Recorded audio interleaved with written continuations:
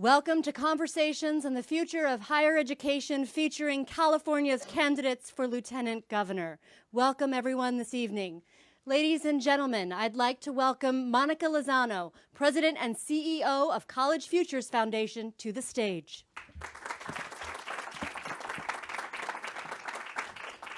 Thank you and welcome everybody. Note to self, don't touch the mic. We want to welcome you to Conversations on the Future of Higher Education featuring the candidates for Lieutenant Governor. I am Monica Lozano, President and CEO of the College Futures Foundation, and we're pleased to co-host this event with California Competes. This afternoon, we shine a light on the role California's Lieutenant Governor plays in higher education. We will hear from two candidates about how they plan to ensure a better future for California students as they move to and through our public college and university systems. We believe it's vital for voters to understand how and why this role and this race are so important to our students and to the future of our state. Our aim today is to make higher education a front burner issue for California's elected leaders, for they have an obligation to respond to and plan for the needs of California's residents. Today, the vast majority of California's K-12 students are students of color and low income, yet they face numerous barriers to attaining bachelor degrees, and they comprise too small a proportion of graduates from our public universities. College Futures believes that ensuring their college success is vital not just for themselves, but to their families, to their prospects for a better life, and to the well-being of our entire state. Education is still one of the most important contributors to economic mobility. With a bachelor's degree, one can expect to earn nearly $1 million more over their lifetime than someone with only a high school diploma, and that wage gap is continuing to widen. Our goal is to ensure that all young people get a fair shot at higher education and a better life. It's a goal we share with California Competes, and it is one that we cannot accomplish alone. That's why my foundation works with organizations and leaders across the state to catalyze systemic change so that the vision of a seamless, student-centered educational path to opportunity becomes the reality for California's diverse students. As a University of California regent, a trustee of the California State University, and chair of the Commission for Economic Development, the Lieutenant Governor is best positioned to advance real change for our students and for the state of California as a whole. We're thrilled that you're here with us tonight, and we hope that we all walk away with a better understanding of how our candidates, former U.S. Ambassador to Hungary, Eleni Kounalakis, and California State Senator Dr. Ed Hernandez, will approach policymaking around critical issues like equity, college completion, affordability, and higher education finance. I urge you to read more about the candidates in your program. But in addition to the candidates, the program will feature California Competes Executive Director, Dr. Lande Ajose. California Competes' mission is to support bold yet pragmatic policy recommendations to equitably boost California's post-secondary degree attainment and fuel the state's economy. We have long supported the work of California Competes and value the organization's contributions to higher education, policy, and research.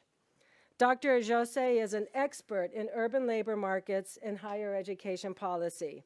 Her work in higher education began as an admissions officer at Vassar College, and afterwards she has spent many years working in higher ed research and philanthropy with a focus on equity and student success. In 2014, Governor Jerry Brown appointed her to the California Student Aid Commission, which she currently serves as its chair. Dr. Ajose will engage in a rich discussion with each candidate for about 25 minutes. Each conversation will then be followed by a 10 to 15-minute question and answer session led by Cal Matters higher education reporter Felicia Mello. Cal Matters is a nonpartisan, nonprofit journalism venture committed to meaningfully inform Californians about the players, the politics, and the interests that shape and affect our lives. The College Futures Foundation is proud to support the very important work of this organization as well. Ms. Mello is an award-winning multimedia journalist who's contributed stories to the Washington Post, The Nation, NPR, and CNN's Parts Unknown, among others. A Bay Area native, she earned her master's degree in journalism from UC Berkeley. So with that, everyone, thank you for joining us, and please welcome Dr. Lande Ajose.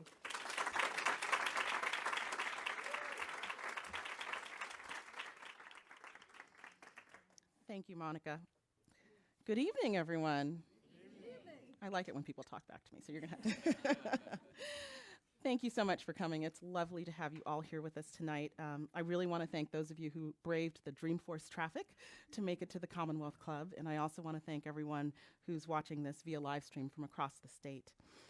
Before we get started, I have to start by thanking the College Futures Foundation. For many years now, from California Compete's perspective, they have been our partners. They have exhibited their leadership in higher education. They have been steadfast in supporting California Competes, and they are actually helping to co-sponsor this event tonight. So I wanted to say thank you very much to the foundation. I also want to welcome a few special guests that we have. Welcome to the Higher Education Equity Coalition, who are here in force. Thank you for your partnership. We'd like to welcome our funders, who are also here with us tonight. And we also want to make sure we welcome the students who have come from across the bridge and across the bay and across town, because at the end of the day, all of the work that we do is about their experience and making sure that we maximize the student experience. So thank you for that. I would be remiss if I didn't also take a moment to thank members of the California Competes Leadership Council and also the College Futures Board who have joined us: Lenny Mendonca, Julia Lopez, Carol Liu, and of course, Donna Lucas. As Monica mentioned, California Competes conducts bold and pragmatic research to try and advance higher education's challenges, and we're really kind of keenly focused on the issue of the degree and certificate attainment shortage. Our research shows that California needs at least 55% of adults with a post-secondary degree or credential to maintain our state's strong economic standing. We're well behind this figure, which translates to a gap of roughly 2 million degrees and sub-baccalaureate credentials by 2025. And we simply aren't doing enough fast enough to close that gap. We exist to help meet that challenge. We undertake higher education policy, research, and advocacy work that's focused on a double bottom line. First, we're very committed to achieving equity in California's diverse student population so that they all have access to higher education. And we're also committed to ensuring that California's higher education graduates fuel the state's very rich and robust regional economies. Tonight's program is intended to shed a light on those two twin goals. And now for a few details for the evening. California Competes is a fiscally sponsored project of community partners, a 501c3 organization. And as such, like the College Futures Foundation, we neither endorse nor oppose any candidates for public office. The order of the evening's events will be a set of sequential conversations determined during our Leadership Council meeting on September 7th by coin toss. As a result of that coin toss, it has been determined that I will first sit down with Senator Dr. Ed Hernandez. To be fair, Ambassador Eleni Kounalakis is currently waiting in the green room and will join us once we conclude our first conversation. Each candidate conversation will cover the same broad topics in higher education. In the interest of fairness, the exact questions for each candidate were randomly selected.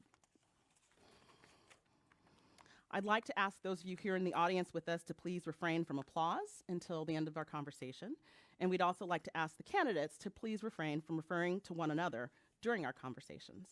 Since Ambassador Kounalakis is in the green room, I'll repeat this request once more when she arrives.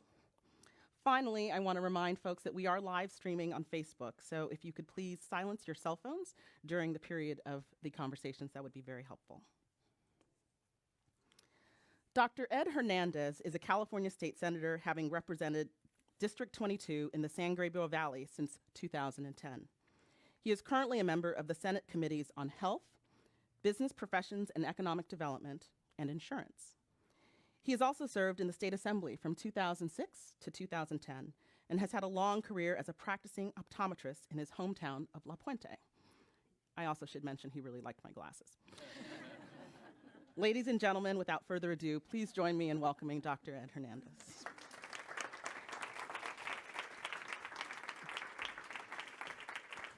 Thank you so much for joining us. Hi. Hi, how are you? I'm good. We've been planning this for a long time. I love so your I'm shoes so too as well. Well, thank you. I was hoping someone would note the shoes. So we're so excited to have you. We have been planning this for a long time. When we were thinking about this year and the election that's happening in 2018, we said, no one focuses on the lieutenant governor, and actually they play a really important role in higher education. So we're so thrilled that you would agree to be here in conversation with us. It's tonight. my pleasure. Thank you for having me. We wanted to start by hearing your college Sure. story. I think that everyone who goes to college has a story of how they got there All right. and what that was like. So maybe you could tell us yours. Sure. So right shortly after high school, I will tell you, it's hard to believe this, but I had lots of attitude and had no direction in life. And I'll be honest with you, I had no idea what I was going to do. But something very special happened to me. I became a teen parent, and the light bulb turned on. Because I realized that I had a responsibility, and I needed to do something with my life. And that's when I kicked myself into gear. But it wasn't easy. I didn't have the financial resources to go to school, so I did it the hard way. And I did it through 3 years of community college, but that entire time I was working pretty much 35 hours a week to be able to not only put myself through school, but to support my daughter. And I did what most students did, Cal Grants, student loans. And then I transferred to the Cal State system. So why the Cal State system? It was less expensive than the UC system. I chose Cal State Fullerton. How many of you here from Southern California? How many from Cal State Fullerton? Oh, we got some Titans in the room. Go. Cal State Fullerton. Now, where I live in proximity to Cal State Fullerton, I could have gone to Cal State LA, but here's the deciding factor. It was going against traffic. Because I can get to school, but it was also in close proximity to where I worked. And sure enough, after 3 years of Cal State Fullerton, I was able to graduate with a degree in biology. And I wanted to become an optometrist. But, there wasn't a lot of role models for me, but there was one very, very special person who used to go to work in the morning with a clinic coat, unlike my dad, who went to work with blue jeans and work boots. And it was my mom. She was a receptionist for an optometrist. Wow. And she got me a job working on Saturdays, answering the phones. I said, this is kind of cool. I think I want to do this. I want to be an optometrist. And was fortunate enough to get a full scholarship to Indiana University, where I met my beautiful wife, Diane, who's also an optometrist. And I says, I love you, but I'm not staying in Indiana for the rest of my life. I have a child. We wanted to come home and make a life of ourselves. We went back and opened up our practice. But I will tell you that, to me, an education, first of all, a public education is the cornerstone to democracy in this country. But a higher education is the absolute greatest equalizer. Because where else can somebody like me from such modest means, my dad worked in a factory. My mom was a receptionist, and pulled myself up and got through school to not only become an optometrist, by the way, first in my family to graduate from college, open up a practice in the community I grew up in and give back, run for the state legislature, become a state senator, and hopefully someday maybe become the next lieutenant governor. But where else in this incredible country we call United States, but it's particularly in California? So that's why I think that education is just this incredible opportunity, because we have an opportunity to change the delta in this state. Yeah.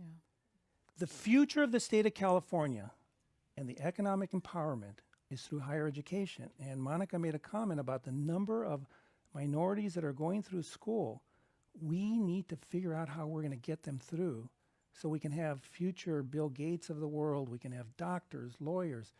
That is the future of the state of California. And I think that's my story. Yeah, thank you for that story. And it's everyone has their higher education story. I'm wondering if you could tell us, given that, what are your top three priorities for higher education when you think about what this state needs? Well, obviously access, but more importantly, cost and affordability. But besides the access and the affordability, the ability for kids, more importantly, kids of communities of color, to be able to get through, and not only get through, but to graduate. You know, if you look at the statistics of the number of kids that are graduating from high school, these are higher numbers than we've ever had in the history of the state of California. Those are my goals. But what I would like to tell you, what I like to do as Lieutenant Governor, is to address the master plan of the state of California. The last time we did that was in the 1960s. The 1960s is not California of today. The master plan of the 1960s, as you know, it was never put in the statute. It talked about college affordability, which it's not. You know, it talked about creating an education facilities for all of the kids that were going through. We have much different population, double in size. We have much different circumstances and a lot of different challenges that we have to look at to be able to address those. Yeah. You mentioned the different population, and it reminds me of something you said earlier, which is that California and higher education is fundamentally a ladder for economic opportunity. And so I wanted to talk a little bit about what that means, what equity means in the context of higher ed. You know, we in California live in the 5th largest economy in the world, and we are also in the largest and fastest growing income inequality in the nation. And so, you know, when you think about a college degree as an engine for economic mobility, we know that that's not a resource that's evenly distributed, right, or equitably distributed. Right. What could we be doing as a state to better address the equity challenges related to higher ed? Well, first of all, what we have to do is prioritize higher education. Don't get me wrong, I think this governor has done an incredible job, but just for example, the coordinating committee or the coordinating body that we wanted to put together was constantly taken out of the budget, okay? If I become the next lieutenant governor, my priority would be to talk to the new administration and make sure that we prioritize higher education. But also, earlier what I was talking about is how do we get these young, bright individuals to be able to get through school? But we also have to look at how we educate. We currently have 3 systems: the community college system, the Cal State University system, and the UC system. But I really believe that we educate in silos. And a lot of those silos aren't talking to each other. So I think the next thing we have to do is look at how we're going to share data amongst those various systems and how do they work together. Maybe we should have a conversation from community college to CSU and how are we going to get more young adults to be able to get in and get out. Now, well, I have questions on that. Okay, all right.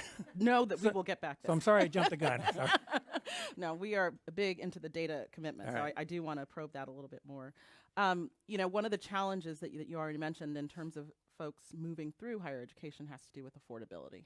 And I know when I am across the state talking with students, talking with electeds, affordability is almost always the first thing that folks mention.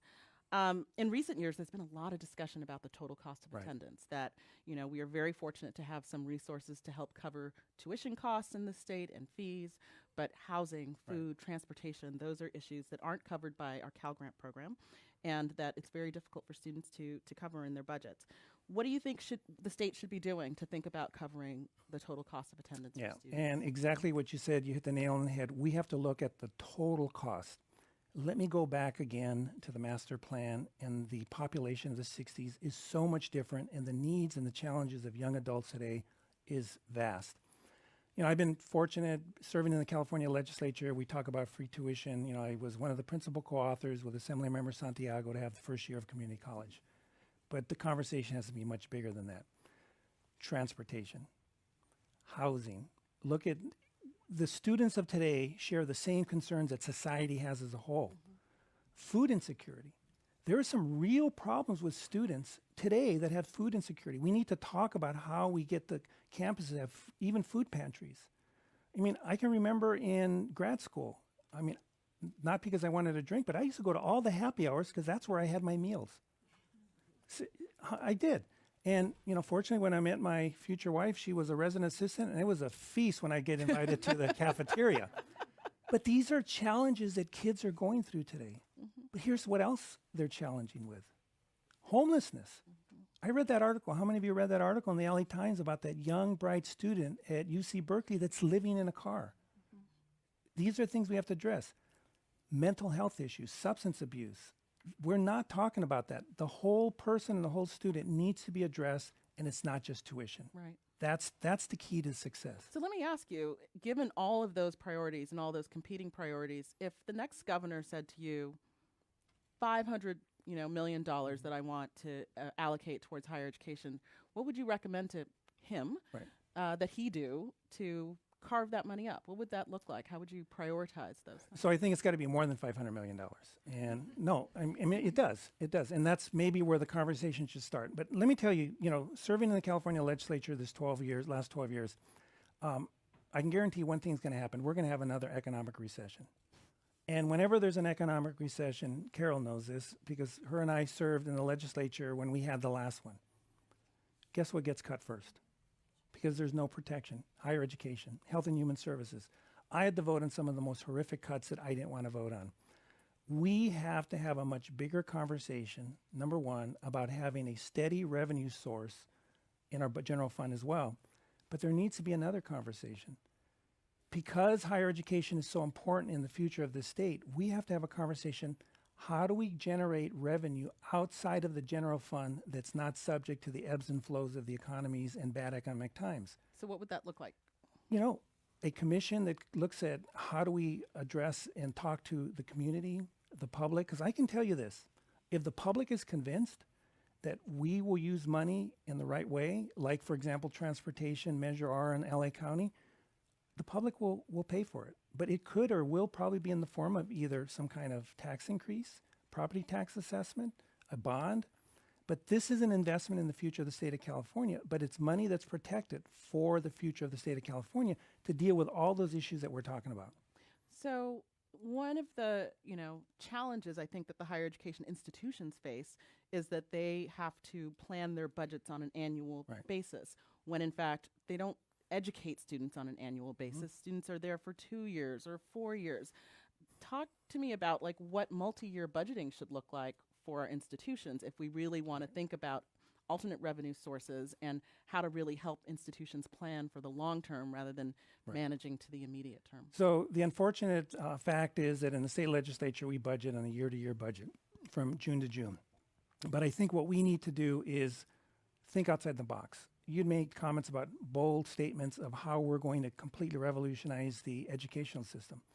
First of all, we need to think strategically. Here's the other thing I learned being in the legislature. We seem to legislate reactively. God forbid if there's a mass shooting, the next day every legislator introduces a ban on assault weapons or ammunition. What we need to do is strategically come together, all the parties, but more importantly, all the stakeholders, and strategically look at how we're going to fund the future of the 21st century in the state of California.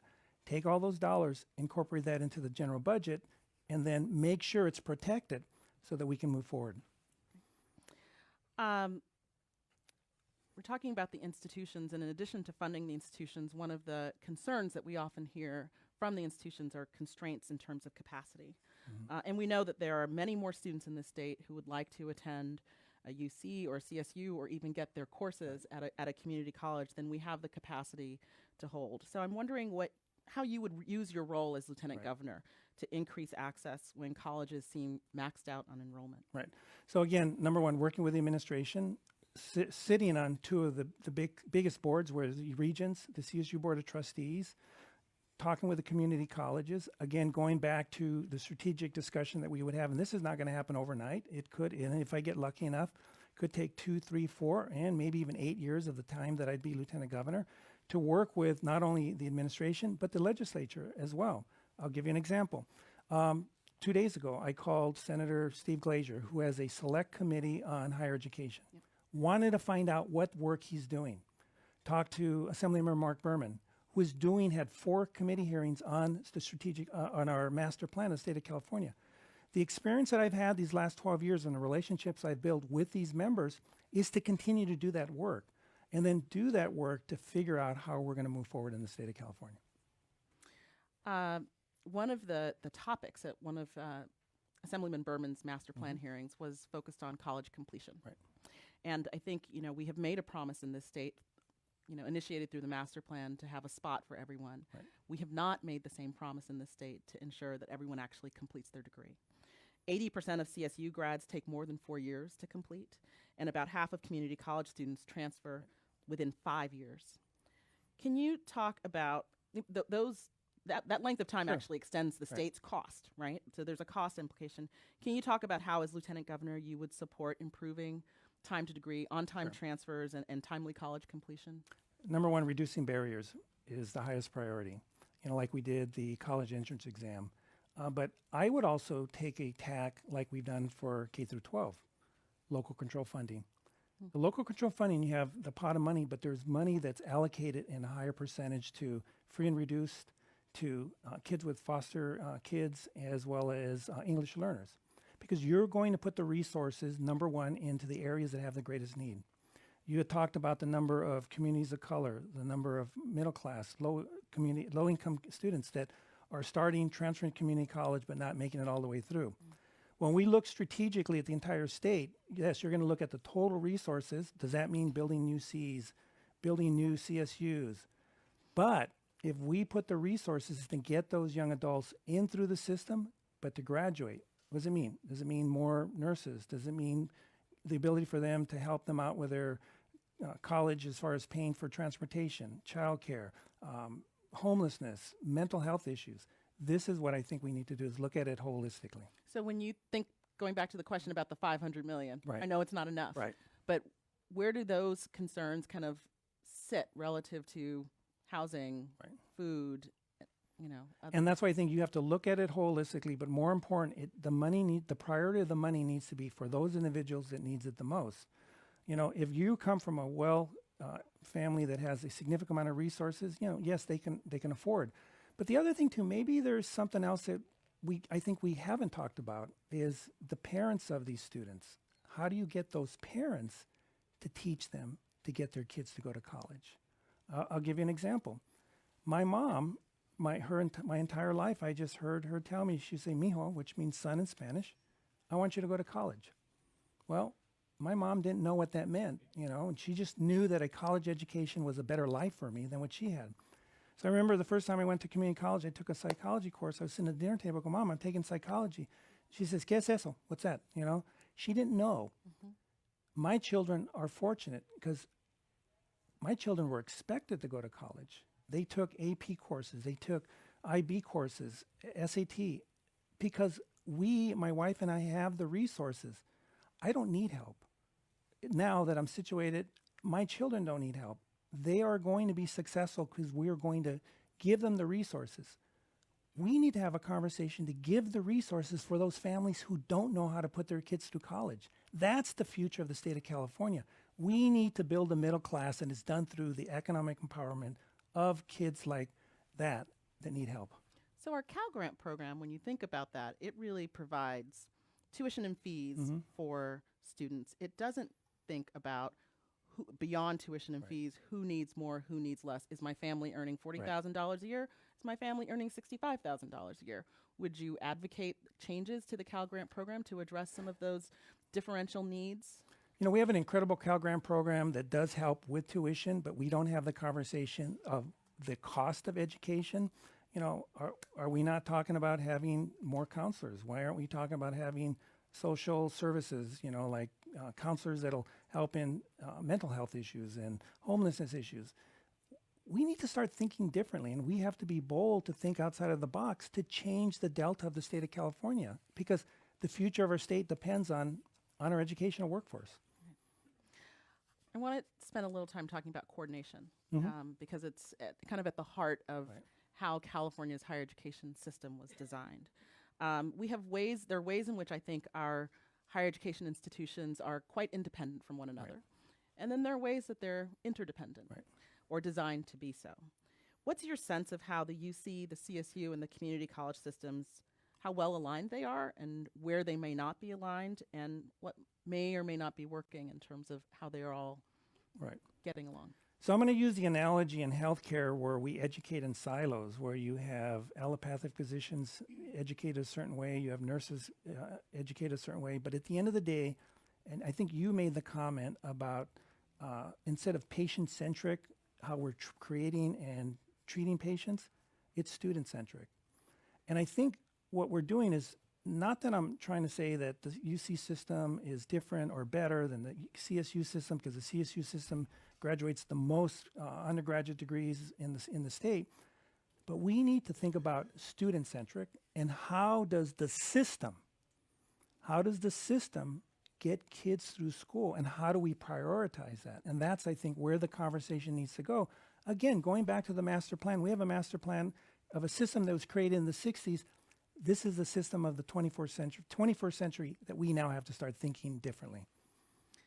Let me ask a little bit about this particular role of Lieutenant Governor. As you mentioned earlier, the Lieutenant Governor sits on the UC Regents, CSU Board of Trustees, and also chairs the Commission for Economic Development for the state.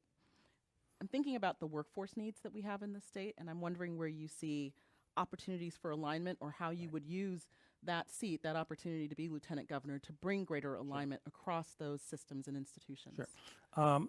So first of all, I think I will have the ability, coming off 12 years of the legislature, and one thing I've learned serving, this is a very simple profession. It's all about relationships.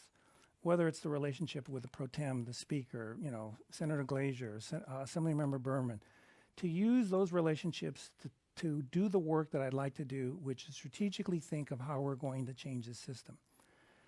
But you had mentioned the economic empowerment of the state and the Economic Development Commission. But guess what? We have to look at how we educate the entire population.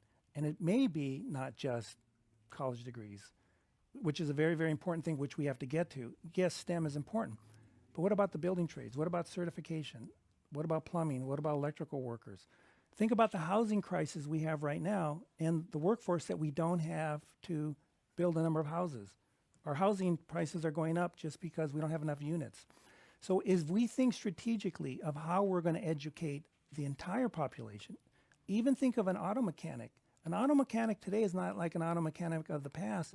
They're dealing with computers, they're dealing with math, so there's a lot more different skills that we have to look at, and I think that's where it's going to come in. And I think as Lieutenant Governor, you're going to be chair of the Economic Development Commission, interacting with Silicon Valley, interacting with businesses, and also trying to bring more business in the state of California to say, look, we have a real story to be told here in the state of California, the 5th largest economy in the world. There's still more people coming here that are leaving. We are busting at the seams. We still have more venture capital money than any other state.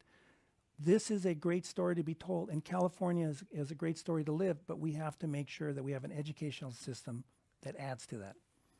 So if you're elected Lieutenant Governor, what would you want to say your most significant accomplishment has been? What would you want your Lieutenant Governor legacy to look like? So if I become Lieutenant Governor, I'd be in this incredible honor, because I'll tell you, serving in the California State Legislature and being a public servant has just been just this incredible experience.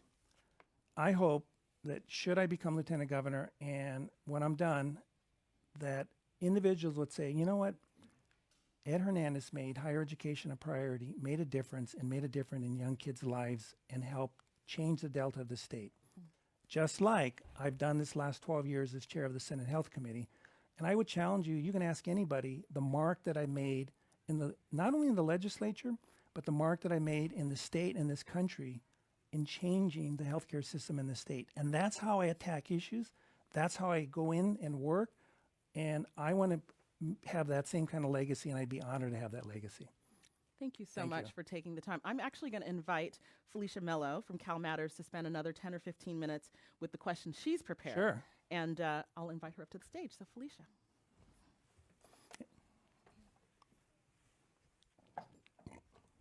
Hello.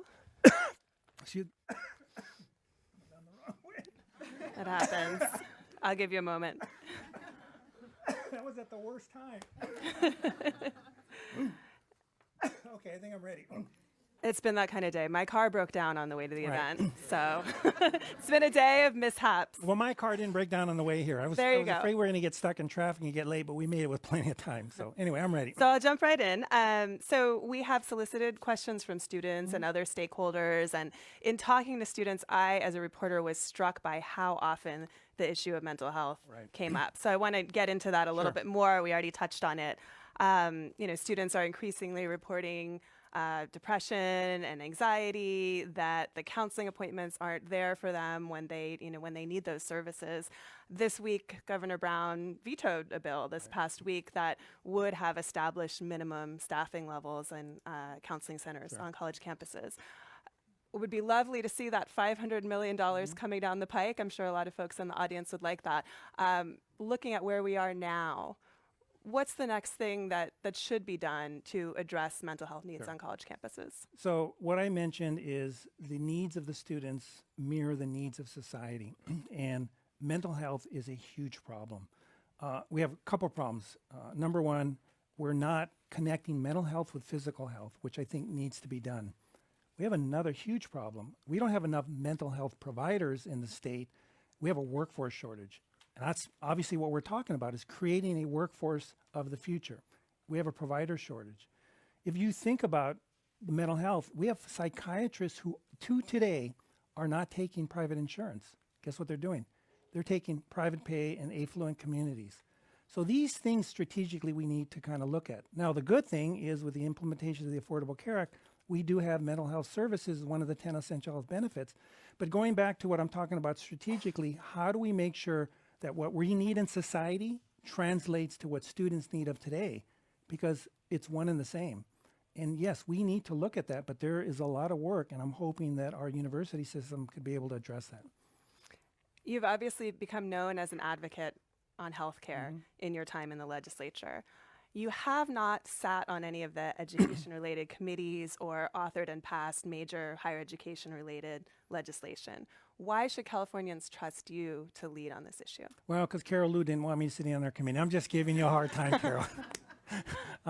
Actually, I have taken on some tough issues in education. Yes, I've been chair of the Senate Health Committee for the last 8 years. Yes, that's a passion of mine because I'm an optometrist, and that's why I ran. But I also told you the story earlier that I believe that education is the greatest equalizer. I've taken up some tough issues that unfortunately haven't been able to get through the governor's desk or even get two to get a signature. For example, I did two statutory changes to try to change and repeal Proposition 209. One was put on Governor Schwarzenegger's desk and one was put on Jerry Brown's desk. Both got vetoed. I did two constitutional amendments. Constitutional amendments need a 2/3 majority to get through, and I got the last one almost through, and there was a firestorm, and I got beat up politically, and unfortunately didn't get through. Do you think the time is ripe to raise that issue again, and would you as Lieutenant Governor if you were elected? I've always been willing to raise that issue because I really believe that if you look at the number of communities of color post-209 has really changed dramatically. We need to have a conversation about race. I'm not saying it's, you're going to get accepted, but it needs to be part of the discussion. We have a lot of ugliness going on in this country right now where there's a lot of division, especially amongst race, and that's the conversation we should have. But I'll give you an example of some other things I've done legislatively. Unfortunately, again, because it costs money, that it was always at the, I got stopped. I want to share a story with you. It was shortly after I got elected to the Assembly. I used to see patients on my legislative break, and every time I get a young person in the exam chair, I always ask them, what college are you going to go to? Because I want to encourage them to go to school. So this young man, I says, what's your dream college? And he said, I want to go to UCLA. Great. How many AP courses have you taken? He says, well, I haven't taken that many. I go, well, why not? Because my high school doesn't offer it. And I thought that wasn't true. So I went back to my staff. Do you realize that there's, I think, over 130 high schools in the state of California that offer very little to no AP courses? Okay. To get accepted to the University of California, state of California, you can use 4 AP courses towards your GPA. How, and guess where the majority of those high schools are? Poor, inner city, and rural communities. How is that bright kid from East LA, Compton, Central Valley, how is that bright kid going to compete to get into a UC system if their GPA can't match that of somebody who has 4 AP courses? So a bill I introduced was to require every high school in the state of California to offer a minimum of 4 AP courses. And guess why it was vetoed? The cost. So yes, I have taken on issues, and I'm not afraid to take on tough issues, but these are the conversations we have to have. But there's an equity gap with kids who don't have the same resources as to kids who have the resources. We talked about the master plan. Both you and your opponent have said that you would oppose tuition increases as lieutenant governor, future increases. Do you think we should go back to the days of no tuition, except for some nominal fees at UC and CSU? Well, I think we need to have a conversation about total cost of education. Yes, it would be nice to have no cost, but I still think the conversation needs to start with how are we going to pay for it? It's easy to say everything's going to be free, but how do we prioritize? And I think strategically we have to talk about how do we look at the system, how do we address the master plan, and how do we address the master plan to be able to afford to have kids to have no cost. But if you have limited resources, I still believe, like we did in local control funding, that priority should shift to the kids that need it the most. Are there specific changes that you think we need to be making to the master plan to our overall vision? Yeah, I think we need to address affordability. We need to afford access, which is not. The original master plan talks about an incredible education system. We have one, but it's not attainable to everybody. The master plan should address the coordinating body that we don't have or should be funded. The master plan should talk about sharing data and having an integrated system. The master plan should talk about, instead of patient-centric, it should talk about, kid-centric or educational-centric. We need to start looking at how we're going to educate the future of the state of California. And the master plan needs to look a lot different because the master plan, the California of today is 40 million. It's more diverse. It's a much different state than it was in the 1960s. I'm going to go now to a question from a student. This question comes from Brianna Ramos, a transfer student at Sac State studying criminal justice. And she says that finding the right fit for campus presidents is really important because the attitudes and the priorities of a president really set precedent that trickles down to the staff and the whole atmosphere on campus. And she wanted to know if you are elected and sit on the board of trustees, what qualities would you look for in choosing campus leaders? So I think let's go a step further. It shouldn't just be campus leaders like campus presidents. It should be faculty as well. We are talking about young adults going into college. We're talking about diversifying the educational workforce or the educational of the university system. But we also should be talking about the workforce of the future should reflect the demographics of the state. Well, guess what? So should the campuses. I think the campuses, the campus presidents, and the professors should reflect the demographics of the state. With a lot of that hiring in the hands of faculty committees, what can be done from the level of the Board of Regents, Board of Trustees to make that happen? So I was going to take the next step because it shouldn't be just at that level. It should be at the highest level. Let's talk about the Board of Regents and the CSU Board of Trustees. These are all gubernatorial appointments that are ratified by the Senate. We need to have a conversation at the nomination process to say, okay, those individuals should reflect the value of who we are as students. I'll give you another example of a piece of legislation I put through. I'm not having much luck with educational. It didn't get through. But I proposed a constitutional amendment that would change the makeup of the UC Board of Regents. It would have taken away 2 and it added 2 students. It would have taken away 2, added 2 faculty. It would have taken away 2 and add 2 classifieds. Now you're diversifying, but it also what would have done, it would have made the community college individual, the president, a permanent board member on the UC Board of Regents. Now he is now just because he already happened to be. But it also shortened the terms so that if the individuals aren't doing what the jobs that they're doing, they would allow the legislative process, the gubernatorial process to be able to look at making some changes, okay? Think about this. If I become lieutenant governor, I would serve for 8 years. The average regent, when they get appointed, they're a 12-year appointee, Let's talk about housing. So we received a number of questions about housing, as you can imagine. One UCLA student was a commuter student like you, said, I live at home and commute over 25 miles instead of paying $15,000 a year to live in a dorm, or at least $1,000 a month for rent. And I think what she's pointing to is that, you often hear students kind of paint two kinds of scenarios. One is there's literally not any housing. I can't find any. And another is there's a dorm bed available to me, but I can't afford that dorm bed.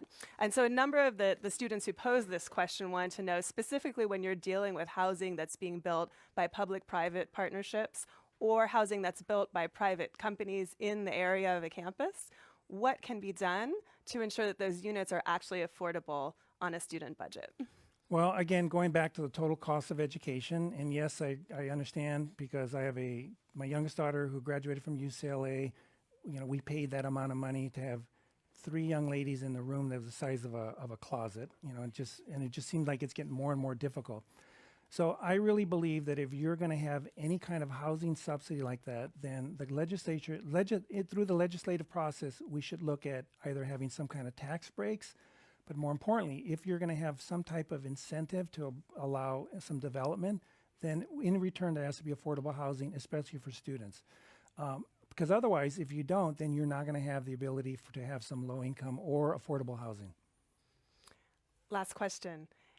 As you think about your advocacy on higher education, do you have any role models in that area? In higher education?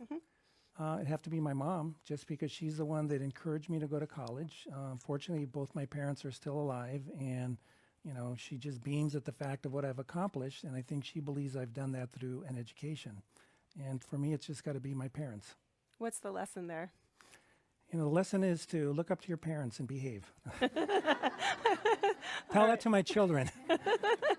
On that note. So on that note, we wanted to say thank you to Thank Senator you. Hernandez for joining us tonight. It's been an absolute Thank you so pleasure. much. Yeah. Thanks a lot. So. Wait, after you. And thank you to Felicia for those very insightful comments. We'll make sure to invite her back to the stage again in a few moments. Great.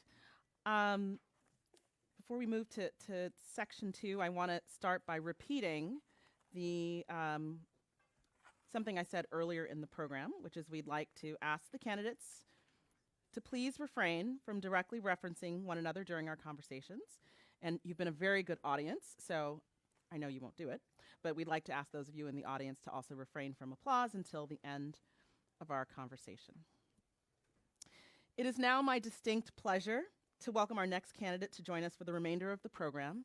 Eleni Kounalakis is a California businesswoman and the former ambassador to Hungary under President Barack Obama. She served on California's First Five Commission and the California Blue Ribbon Commission on Autism. She was appointed by Mayor Ed Lee to the San Francisco Port Commission, and she currently chairs the California Advisory Council for International Trade and Investment. Welcome, candidate for Lieutenant Governor, Eleni Kounalakis. Thank you. Thank you, Lande. Thank you. Nice to Thank you. How are you? I am well. How are you? I'm good. Great. It's wonderful to be here in a big crowd and lots of people I recognize as being very involved in higher education. So Very I'm exciting. honored. We are excited to have so many people who care about higher education turn out again in the middle of Dreamforce. So thank you all for coming.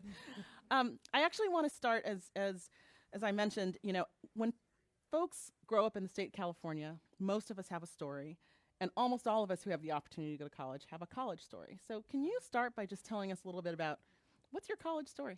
Sure. Well, I've been very fortunate with educational opportunities in my life. And I very often think about my grandmother because everyone says that I'm like her. She was a Spitfire. She was small. She was tough, relentless. But she never went to school, not for a single day. And she could not read or write. She found other ways to communicate. She would write up poems, and there was a tradition of storytelling, but she couldn't read. And she let my father come to the United States. He came when he was just 14 years old. He worked in the fields of California as a farm worker, made his way to Sacramento State, where he got an education. He didn't graduate, but he got an education. I went off to college, the first in my family to go off to a 4-year university. And then from there went on to graduate school at UC Berkeley. And, when I was 43 years old, I was sworn in as a United States ambassador. My grandmother could never have imagined that her granddaughter could have an opportunity like that. And for me and for my family, it all went through the hallways of higher education, particularly, by the way, my father's, because to go from the fields to the classroom is a pretty significant change and really representative of the values of California, which is that we don't know where talent is going to come from. So you throw open the doors of opportunity to all who seek the virtues of higher education, and talent will spring up. He paid $62 a semester back then, including books. It was back when you could work your way through college. So it wasn't assured that I would go off to college, but I had other role models around me, and I knew that I wanted to learn as much as I could and maybe one day be a teacher, and ended up in college and pursuing my own piece of the American dream. That's great. So when you think about that experience, tell me what for you would be your highest priorities for higher education if you were elected lieutenant governor. Well, Lande, my highest priority is number one, that we have to make higher education affordable again for California students. My father paid $62 a semester for Sac State. I paid $2,000 a year for my master's degree at Berkeley. That program today is $62,000 a year. Now, I'm not that old, So there has been a massive shift where we have gone from funding higher education out of the general fund to putting a very large burden on the shoulders of our students. And it is really creating less opportunity to throw open the doors and see what talent will rise up. So that's number one. But number two is we have a real capacity problem in the CSU and the UCs right now. We have more students who are qualified to go to the CSUs and UCs than are getting accepted. In fact, last year, the California State University system had to reject about 32,000 qualified applicants. So that to me is just an absolute disaster for us because they're there, they're educated, they're qualified, they're ready to go, and we don't have room for them. But at the same time, we are facing a looming skills gap where we need in California to be able to continue to grow our economy. We need more students to have higher education degrees. So really it's bringing down the cost to California kids, increasing capacity, and then also, and this is a little bit different part of my personal experience, the fact that I served as a United States ambassador, and I've spent a great deal of time around the world seeing how other countries grapple with that education economy equation. And the fact of the matter is that we're also facing rapid changes to the way our economy is working. And if we do not have enough flexibility, if we are not nimble enough within our higher education systems, we may be educating students, but not necessarily with the tools that they're going to need to be able to succeed in the changing economy. So when you think about affordability, capacity issues, and the workforce challenges, and you think about the role of being lieutenant governor, one of our audience members wanted to know, what do you think your greatest obstacle might be as lieutenant governor in enacting or advancing improvements in those three areas for higher education, and how would you address those obstacles or challenges? Well, one of the things that everybody says is the lieutenant governor doesn't do anything, right? And the fact of the matter is that to me, this job really should be defined by the role that you play in higher education, because you sit on two of the three public higher education boards. We are a state of 40 million people. 3 out of 4 students graduating or going through school right now, higher education, are in public education system. So to me, you can make a full-time job of being lieutenant governor out of the work and what you can contribute, both not just because you sit on one, but because you sit on 2 of the boards. Also because you have staff, and I intend to commit a very significant portion of my staff, if I'm elected, to work on higher education. But then also, everybody always says, well, it's a bully pulpit. Well, what better way to use the bully pulpit than in a way that actually corresponds to your statutory responsibilities for this job? You mentioned the public systems, and one of the systems that we often don't pay a lot of attention to, or one of the opportunities in California, are our private institutions. I'm wondering how the bully pulpit could be used, or the role of the Office of Lieutenant Governor to address how the private institutions, the nonprofits, the independents in our state, can also help to address the kinds of challenges that you've outlined.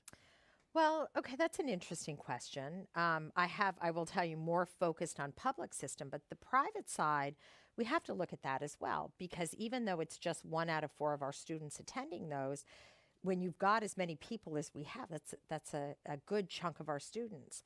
And I think that by and large, the private institutions, the largest I think is USC, obviously Stanford is an extraordinary research university, but I actually think that the area where I'm really most focused is what's going on in these career and technical education colleges that provide higher education, but where students who end up in them tend to borrow a lot more than if they go to a community college.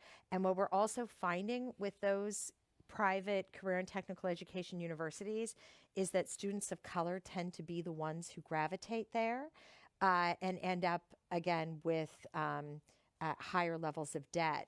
So I guess the way I think about the private career and technical education sector is I would like to steal as many students away from them and put them in community colleges where they can go for a much more affordable price. In fact, many are able to go for no tuition or fees at all. I bet Chancellor Oakley would agree with you on that. It's interesting because I think the reason that you have so many students who gravitate towards those private for-profit institutions is because there's a promise at the end of the day that there's a job. There's a promise for some kind of economic mobility, and we know that that promise is not always realized. But when we think about some of the public institutions, we also know that if we look at the data, there are stark differences in completion rates and graduation rates. Those often break down by gender, by race, and by ethnicity. What do we do about trying to make higher education much more equitable? Well, this is absolutely one of the things we have to be looking at. And the reason that I always start with capacity is because there are so many students who are waiting, ready, trained, qualified, and want to go, particularly into the CSU schools right now, and there's no space for them. So the lowest hanging fruit to deal with equity is make sure that we have a place for every student who is qualified, applying, and wants to go. Secondly, we have to look at the Cal Grant program, because what we're seeing is the creation of this sort of donut hole effect where students who can afford to go are going. Students who qualify at the lower end of the spectrum in terms of their household income are going to get the support to be able to go. Middle-class families are really struggling to be able to afford to go. And that cuts across all of the representation barriers. So expansion of Cal Grants is something that I think we have to look at as well. But there is a happy story on the question of how we're going to fill this achievement gap. And that is that for the last 7 years, every year, one after the other, sequentially, more students than ever are graduating from high school.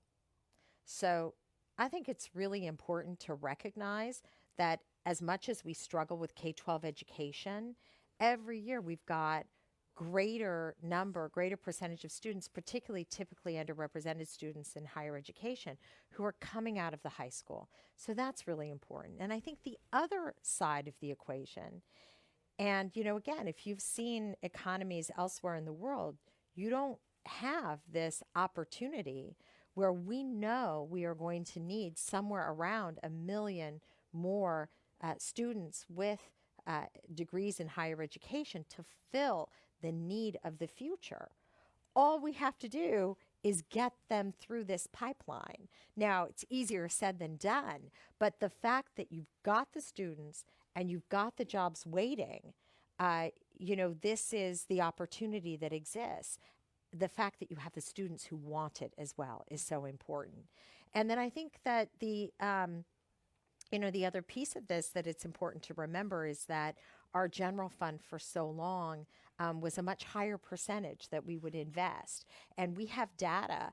UC Berkeley just released a study not too long ago. We have data about investing in higher education and what we get from it. And according to this, fairly, very reputable, as a Cal grad, I will say that, very reputable study, but also the fact that we have collected enough data to be able to show this, that for every dollar California has invested in higher education, we have gotten back $4.50 in an increase in tax revenue and a reduction in the cost of services. I'm a businesswoman. I will take that deal all day long.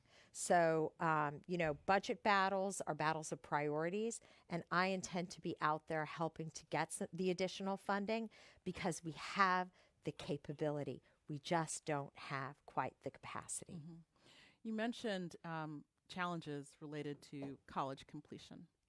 And what we know is that increasingly the average college student is not 18 years old and going from mom and dad's house to college to live at a residential college. We have 4 million students in this state, or 4 million people in this state who attended college, have some credits, and have not obtained a degree. Yeah. They are oftentimes parents. They're the people who we want their kids to go to school. And so I'm wondering, when you think about completion, how we look at completion not only for the students who are in the system, but how do we think about completion for the students who have been in the system, are no longer there, and actually want to complete their degree so they have that readiness for the economy? That's right. And, just to have a little bit of perspective, there's about 750,000 students enrolled in the CSU and the UC combined. There are 2.1 million students in the community college system right now. And only about half of them, now not everyone is there to get some kind of certificate, but only about half of them manage to get some kind of a certificate for the studies that they do. And I think that there's been recognition. I'm not the first one to suggest that maybe we need to be looking, or, California Competes has been looking at this, but also the governor, the UCs, people are looking at this. And there's really a lot that's happening out there. And there's a lot of work to be done. Anecdotally, we all know people who switched or transferred from community college into the CSU and couldn't believe none of their classes transferred with them, or why this one and not that one, and if only they had known, right? So navigating the system is part of it as well. But there is so much at stake that the focus really is growing on helping students from day one navigate their pathway forward so that it's clear, it's crystal clear what courses they need to take, what's going to give them the credits that they need to graduate. And that, I think, is a very important part of the focus. So what do you think the strategies are that our UC system, the CSU system, and the community college system should use to make sure that things are more aligned, so that it's really clear to students what it takes to go from a community college to a four-year institution? Well, I guess on the macro level, Gavin Newsom has been talking about creating an oversight body. I think that has a lot of promise. I do think that there is a lot of coordination and discussion between the bodies that has produced some good results recently. But I do support the idea that whether it's, I think he's proposing to have it within the governor's office or maybe separate. But I do think that that is a very good idea to try to have better coordination. I also think, there's been a lot of discussion lately about how you get good data. How do you really know, from cradle to career, how our kids are doing? And we spend more than 50% of our general fund in California on education, about 43% on K-12, another 12% on higher education. And when you are the fifth largest economy in the world and half of your budget is going to education, you really want to make sure that you are finding efficiencies, you're spending your money the right way, and you're doing it to maximize, ultimately what your goals are. So I do support finding out how our kids are doing. There are certainly complications of privacy issues that have been run up against. But I think that really having a better snapshot of what's going on and more transparency in spending is going to help us a lot, because otherwise, it's a little bit of guesswork. No, the data systems is a priority that I know a lot of organizations, including the Higher Education Equity Coalition here tonight, are very, very concerned about and pursuing. You mentioned so many issues related to budgeting, and so I want to go deep a little bit there. There was a 2017 report that found that over the next 5 years, the 3 public segments will require $47 billion to maintain and upgrade facilities. Yeah. $47 billion. Neither the state nor the segments have a coherent plan for how to address that. And that's a huge amount. So I'm wondering, as Lieutenant Governor, what your plan would be to address those capital investment needs. So I spent 18 years in the construction industry. And I think you have to start by looking at the number and taking it apart and really figuring out what are the priorities and how do you put those priorities in order. But I also recognize, because when I started this campaign, I went out, I hit the road, and I went to 58 counties. And I've been to over a dozen college campuses. You don't have to have a background in construction to see that our facilities on college campuses are deteriorating. And you don't have to talk to too many people to see that there is no funding, or certainly not adequate funding, to make improvements or to build more facilities. So there are a couple of ways to look at adding more funding to do capital improvements.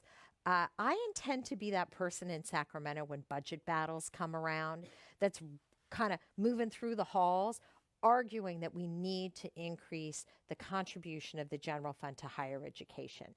It is an investment that we cannot do without. So that's kind of the first way that I hope to be able to try to get additional funds. And then, there's the question of whether or not the voters would support bond financing for some additional expansion of our facilities.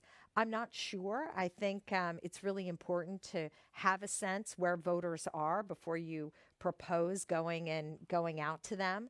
But it's one of the things I think we really need to look at. And then finally, it's one of the things that I know as a Cal grad that we don't do as well as the private universities do is really ensure that we're taking advantage of the philanthropic-minded element of graduates. Alumni associations at private universities organize themselves and do enormous fundraising and capital campaigns to do all kinds of things. I sit on the advisory board at UC Berkeley's business school, and it's always really an uphill climb to try to convince graduates that even though it was a public university, it's a university that really relies on those private donations to be able to expand. And because of the efforts of our board and the dean and the former dean at UC Berkeley, there's been a pretty successful capital campaign to raise money for new facilities. But there is a lot more that we can do, not just for the graduate schools, but for undergraduates as well. The budget questions that the state faces, there's certainly huge capital expenditures that are deferred, but there's also questions about existing resources, right? And you mentioned already maybe more money into the general fund, that needs to be a priority. There's been some work done that shows that there's an increasing mistrust of higher education on the part of the public. And a lot of that is because people expect the colleges and universities that the funding stream and that the tuition is so volatile, they don't feel like they know what they're going to pay, nor do they know if they're going to get the same value out of their degree that they once did. So I'm wondering what the budget play is in terms of thinking about the institutions. How should the state be thinking about financing higher education in the near term? We have to think of it as an investment, because that is what it is. We have the data. We know that this big booming economy is driven by an educated workforce that has been supported to a great degree by our public education system. 33 CSU and UC campuses, 114 community colleges. We have been investing in higher education. We have been reaping the rewards of it. But with the baby boomers retiring, we need to fill more jobs. And again, we are fortunate to have those positions waiting, but it's incumbent upon us to make sure that we invest, not spend, but invest. So that is the number one argument, is that this is an investment, that we will get the money back. That is really the main argument. But secondly, I do think that as far as capital expenditures, that is something that I think voters would want to weigh in on. And then, you really make the case to the voters that this is good for them, good for their kids, good for the economy, and ultimately will build an economy that works for everyone, whether you actually attended the CSUs and the UCs or not. In terms of the annual budgeting, though, is there room to be thinking about cost savings? Is there a space to be thinking about asking our institutions to save money, or have they already done that because they experienced the recession? Look, I think this is delicate and very important, because we know that now, what is it, about a year and a half ago, there was an audit of the president's office that showed that there was all kinds of spending that nobody really knew about, right? That's not right. If you want to build trust among taxpayers, you need to be able to show them where their money is going. It's critical. So it starts with transparency. Secondly, it starts with making sure that your trustees and your regents are really fully engaged. The system was set up, and it's kind of interesting. We don't really think of this very often, but I was serving as ambassador in Hungary. And there was a crisis in Hungary's democracy that my embassy and I had to deal with over the course of 3.5 years. And it was that the government was looking to exert political influence over the independent institutions that make up the country's democracy. Higher education, the university system, is an independent institution of democracy. So they started to tangle with the purse strings in order to be able to have influence of what was going on in the universities. We don't really think about that here in California because our leaders in higher education are very independent-minded.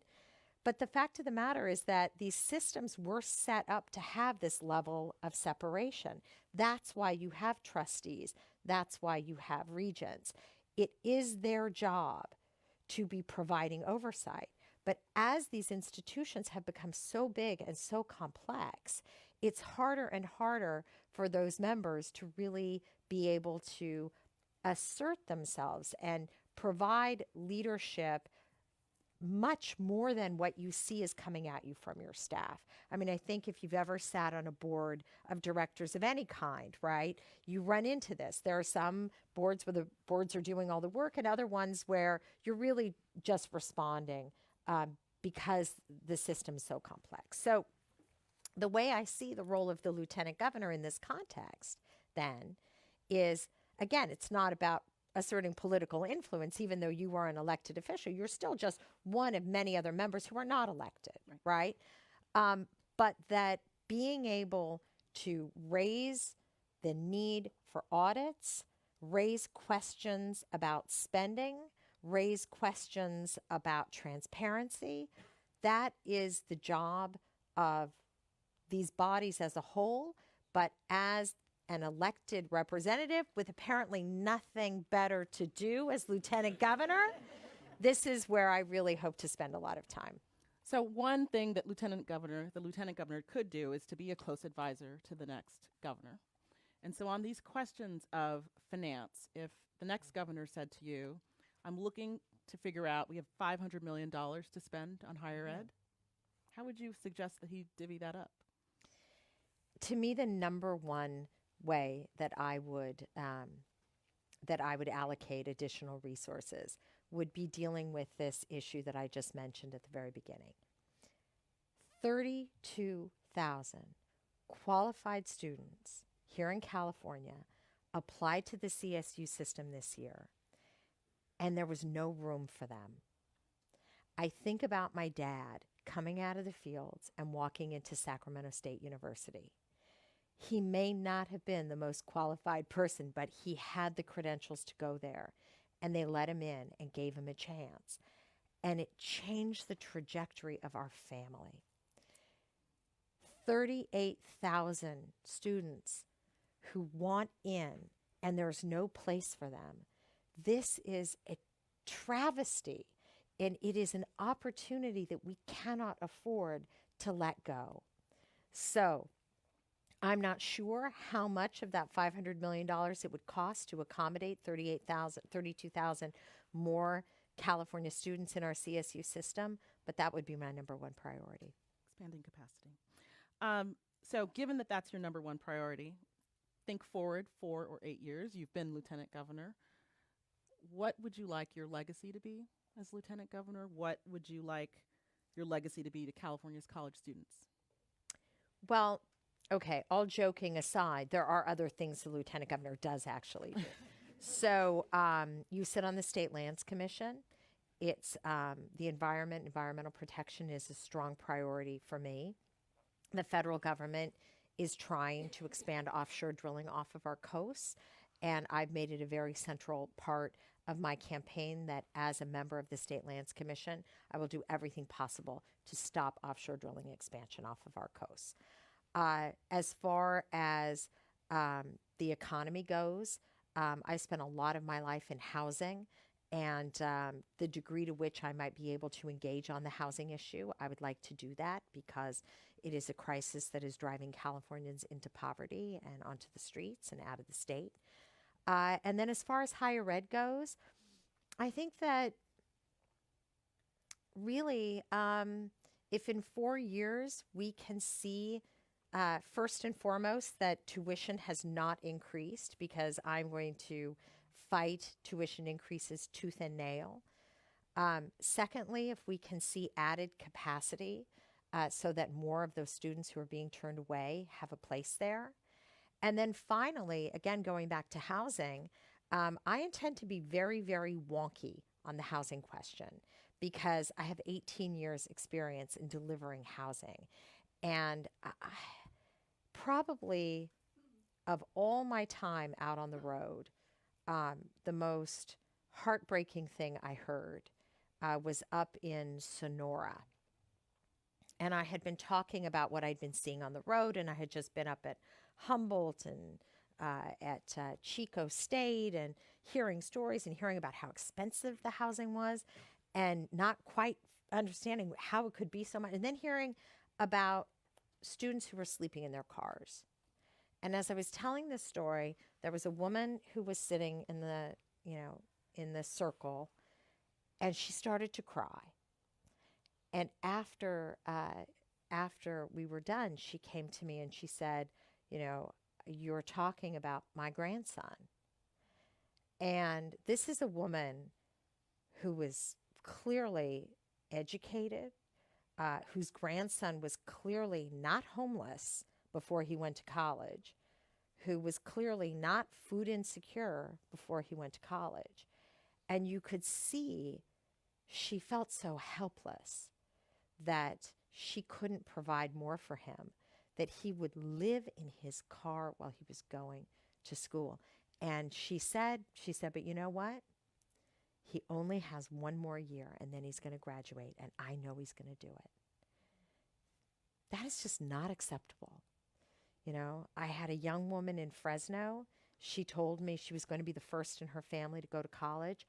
By the way, this is just remarkable. California students matriculating into the UC system, 42% are the first in their family to go to college. And she said, I have the tuition piece and the fees piece taken care of. I have no idea how I'm going to come up with $16,000 to live on campus for the first year. So I have already started the process of peeling back this question of why it's costing so much to live in dormitories in places like Merced and Chico and Humboldt and Riverside, but I intend to really be very focused on that. Ambassador Kounalakis, thank you so much Thank for you, the time. Lande. I want to invite Felicia Mello back to the stage.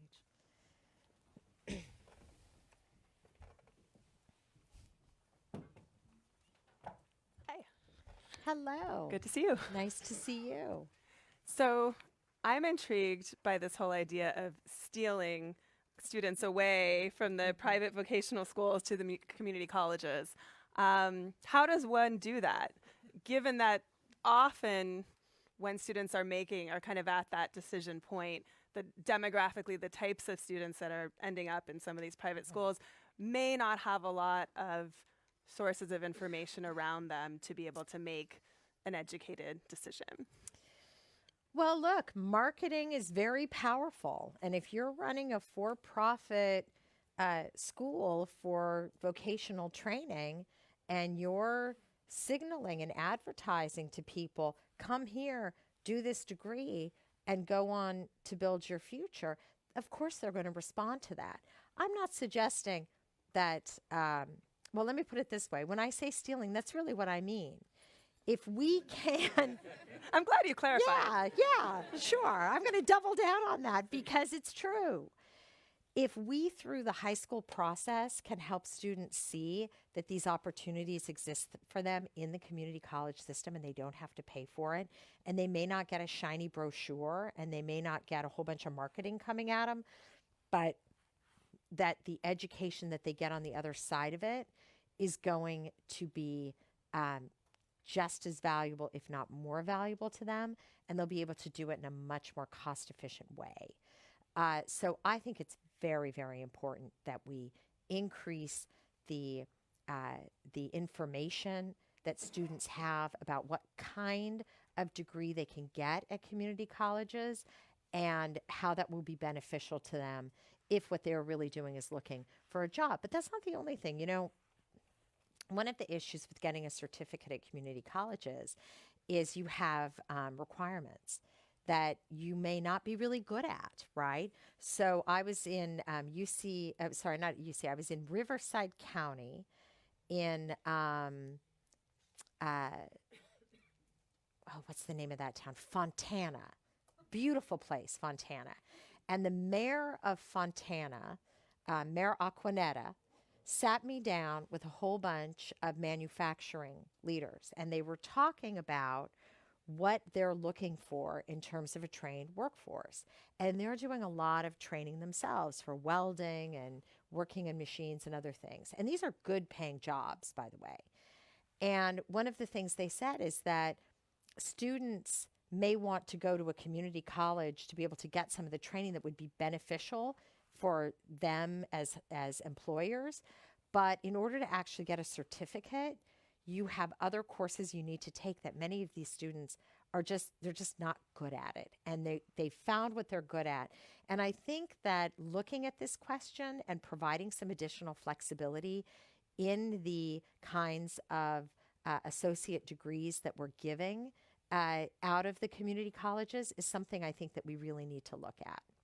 Let's talk a little bit more about that. I think there are some in California that feel that the new online college as part of the California community colleges is going in that direction, right? Providing some more flexible options for students. And then there are folks that have concerns, right? That are concerned that this might represent a dumbing down of the education that students are getting, or that they won't have enough contact with faculty. What's your view on the role that technology can play in solidifying those paths toward vocational education and certificates? Well, this is distance learning is something we absolutely have to be looking at. And it is a new frontier. So we do want to be careful. You know Sal Khan, who started Khan Academy? Yeah. I met him once, and I had this burning question. So I raced up to the front after he finished talking, and I said, let me ask you something. If you were talking to a chancellor at a four-year university, what advice would you give them to be able to keep up and compete with what you're doing online? And it was interesting. You know what he said? He said, well, I have kids. I have kids too. I have kids. And I want my kids to go to a four-year university. Right? Interesting. And his argument was what you get out of proximity and community of being on campus, of having face-to-face interaction with teachers, with professors, with instructors, with administrators, you know, the kind of support that you get, you cannot replace that online, at least not, you know, in 2018, right? But the fact is that what we know as we look at this capacity issue is that augmenting a student's educational journey through community colleges, and if they choose through the UC and the CSU, surely there are going to be opportunities for some level of online learning that will be complementary and additive to the process without necessarily taking away all of the things that make the college experience what it is. Speaking of the college experience kind of writ large, so you and I both went to UC Berkeley for graduate school. Go Bears. And you attended Dartmouth College as an undergrad, which is an Ivy League school with a sizable endowment. And I think would be fair to say that the undergraduate experience there is probably fairly different from the experience at California's public universities, where funding is more uncertain, as we've been discussing. A lot of students are coming from low-income families and really kind of having to struggle to make ends meet.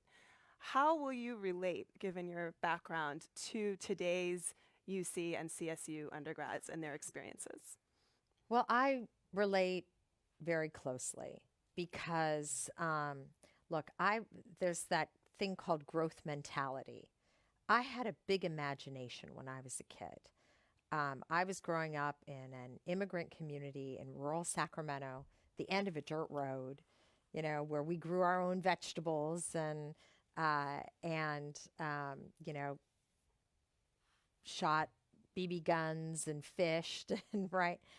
But I read books. I read a lot, and I had this glamorous idea of Ivy League universities. So I found this world, tracked it down, did well in school because I was always a hard worker. And I applied and I got into Dartmouth. And it was not the right place for me. I felt like nobody there was like me. I didn't look like them. They all knew each other. It was very, very difficult for me at that school. I took a year off. I went to Greece. I worked in Greece in a newspaper and on an archaeology site. And then I went to Berkeley for graduate school. And I really never looked back because Berkeley was so embracing. It was so comfortable. It felt so much that people were like me at Berkeley. And with all of this time and distance, because I never really talked about my time at Dartmouth, everybody says, "Oh, didn't you love it?" "Oh, yeah, I loved it." The fact of the matter is I lived in the library and I lived at the newspaper where I worked as a reporter and an editor later. But when I went to UC Merced recently, I had just the most beautiful day. If you want a day of inspiration, go to UC Merced. 72% of the students at UC Merced are the first in their family to go to college. And here is this big, beautiful, brand new school. And the message is, this is all for you. This is here for you. You're not being plucked down into this world that thinks differently and that is, no. The people of California, the taxpayers of California, the leadership of California knows that you have talent, that you are the future, and we are going to give you the opportunity to achieve the kinds of things that, just like my grandmother, your grandmother could never have imagined. So I relate very viscerally to that experience. And more than that, I have absolute faith that given the opportunity to achieve higher education, young people can really do anything. One more on housing before we wrap up, Sure. since it is one of your areas of expertise. So when I was doing a story about homeless students, I was talking to the case manager at Sacramento State, and she's the one who helps students that are either on the verge of being homeless, experiencing some other kind of difficulty with their housing. And I asked her, you know, what's the one thing that would actually make a difference for your students? You know, and she was saying, you know, students are, you know, what's affordable for my students to pay for rent is like $300 to $500 a month, right? That doesn't exist in our area. And she said, well, what would really make a difference is to have some kinds of controls on the rents in the area immediately around our campus. To say, you know, if you're offering housing in this, you know, 1 mile vicinity of campus, say, you can only charge X amount. And I'm curious, as a former developer, what do you think of a solution like that? And, you know, part two, what else can you say about, you know, how, based on your background, what other solutions might you bring to the table? Look, I think in a perfect world, you can find perfect solutions. But these kinds of things tend to be a lot more complicated. So the way I see the opportunity for providing affordable housing on college campuses is we need to build more, and we need to do it in a way that assures that it's being offered to the students affordably. Something has happened out there where probably, like all things, the recession has created so much pressure on budgets of all kinds, but particularly budgets in higher education, that if you can raise the prices of living in a dorm to $800 a month, you know, on a dorm that is probably paid for free and clear up in Chico, right? Probably doesn't cost the university $800 a bed to provide that, but you can get that income and use it to fill other budget gaps. That, I fear, is what has happened. And what I would like to do, if I am so fortunate to be elected and serve on the CSU and the UC, is start by requesting data from the campuses of how they determine what they are charging their students. I have already heard this answer as I have visited campuses. The answer is market. So we have to rethink this, and it's, to me, going to be important to put pressure on the campuses that profiting off of the dormitories, they're not profiting, that's the wrong word, because our administrators, our faculties, they're just trying to figure out how to cover all the costs.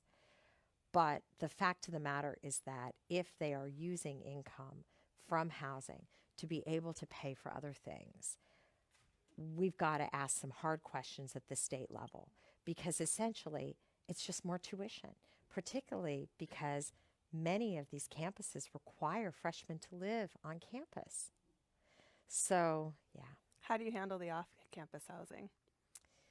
I think, as I said before, I think it is harder as a member of the CSU and the UC to figure out how to create affordable off-campus housing than it is to create affordable on-campus housing, which is really what I intend to work on.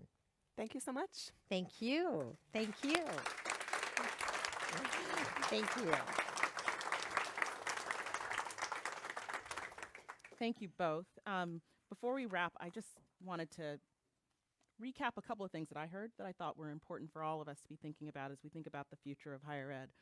One is the imperative around access, right? That we need to make sure that there's a spot for everyone, and that we need to make sure that the access promise is deliberate in terms of thinking about who are our students, that it needs to better reflect the students of this state, students of color, low-income students, students who are brown and black, who are men who aren't getting through, that those are all really important priorities for this state.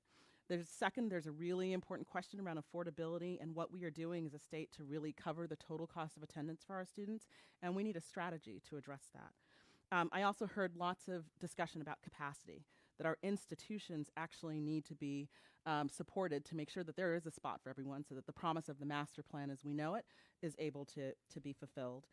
There's a question of how we do that in a way that makes sure that we are aligned with the needs of the workforce today, that simply graduating from college by itself is not sufficient unless you are actually prepared to be able to take up your spot in today's economy. And then there's the issue of success, that we can't give students the promise for education without actually helping them to move through. So I think those are really good and interesting and important issues for us to be thinking about as we think about this role of the Lieutenant Governor. And I wanted to, before we end, invite Monica Lozano back to the stage to have a few parting comments. Thank you, Lande. And I also wanted to remember not to touch the mic. I want to thank the candidates. It was an extraordinary conversation to really understand their perspectives on higher education. Not just the role of higher education unto itself, but really how it contributes to our economy and to our democracy. And in addition to the themes that Lande just surfaced, capacity, access, affordability, etc., I wanted to remind everybody that today is actually National Voter Registration Day. And in fact, according to the Sacramento Bee, California teens are registering to vote like never before. They're active, they're informed, and they're engaged. And our young people recognize the importance, the strength, the value of their vote. We hope all of you in this room and everybody watching also understands how important your vote is for the future of California, and in particular, for this particular race, the Lieutenant Governor. So thank you all for joining us. To California Competes, to Cal Matters, to our candidates, thank you all very much for being here.